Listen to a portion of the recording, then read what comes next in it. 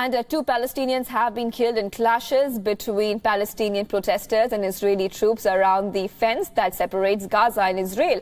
The Palestinian Ministry of Health has said that 160 people have been injured in Tuesday's clashes. Israel has termed Tuesday's protest as violent riots in 18 locations across the West Bank. The clashes came on a day Palestinian calls the catastrophe or Nakba in memory of the more than 700,000 Palestinians who were driven or left their homes during the 1948 to 1949 Arab-Israeli war on Monday. At least 60 people, including 8 children, were killed during clashes along the border fence between Israel and Gaza.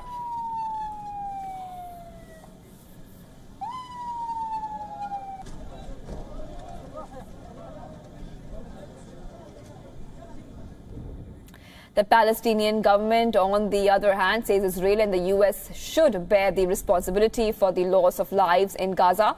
The Palestine government has called for the UN Human Rights Council to investigate what it believes are crimes committed by Israeli armed forces against the Palestinians.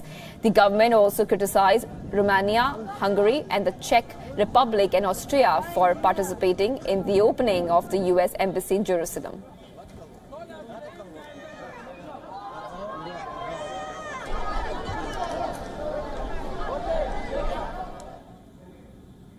And WION has been covering the developments at the Gaza-Israel border. Our West Asia Bureau Chief Daniele Pagani is stationed at Ramallah near the border.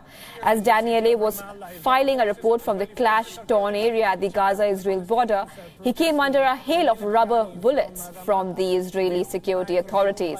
Undeterred by the commotion, Daniele keeps on reporting and brings you this report. Take a look.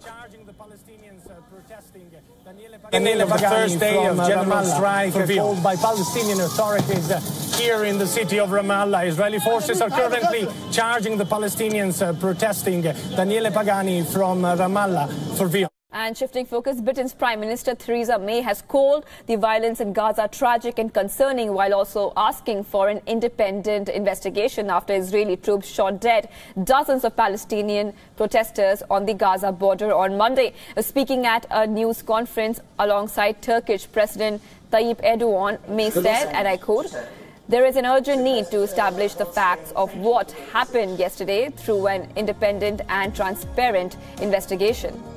Unquote. Turkish President Erdogan, who is on a 3-day visit to the UK, extended his condolences to the families of those who lost their lives as a result of incidents taking place in Palestine. The leaders reacted after 60 Palestinians were killed on Monday as protests surfaced in response to U.S. Embassy opening in Jerusalem. The Palestinian authorities called the Monday violence, which was the bloodiest since 2014, a massacre.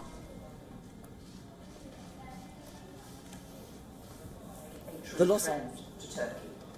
So President Erdogan, once again, thank you for your visit. It's tragic and extremely concerning. Such violence is destructive to peace efforts, and we call on all sides to show restraint.